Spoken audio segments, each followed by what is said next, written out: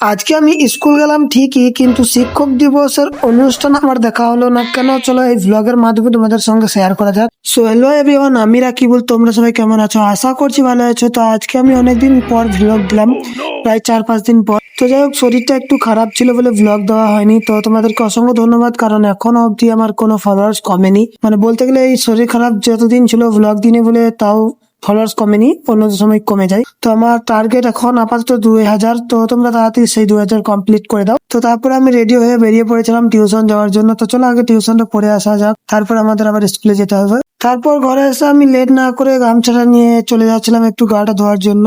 তো গাটা ধুয়ে আমি একটু রেডি হয়ে যাচ্ছিলাম স্কুলে যাওয়ার জন্য, কারণ আজকে ছিল শিক্ষক দিবস। তো চলো কিছু অনুষ্ঠান হবে, তো সেগুলোর সঙ্গে তোমাদের সঙ্গে থাকবো। তারপর আর কি মেকআপ টেকআপ করে বেরিয়ে পড়লাম একটু স্কুলে যাওয়ার জন্য। তো আমি ক্লাসরুমে ঢুকে বুঝতে পারলাম যে একটা বানর গুলো আসেনি। তো যাই হোক, আমি একমাত্র ছিলাম। তো যাই হোক, তারপরে দেখি কতক্ষণ পর আসছে তারা। তো আমি ক্লাসরুমে বসে না থেকে বাইরে চলে এলাম, বাইরের একটু ভিউটা নেওয়ার জন্য। তো এগু থাকতে বেলুন গুলো লাগিয়ে দেওয়ার ফলে বেলুন গুলো অনেকগুলো রোদের মধ্যে ফুটে গিয়েছিল। তারপর আমি চলে এলাম ক্লাসরুমে, আর আমার 2-4টে বন্ধু পর্যন্ত এসেছিল।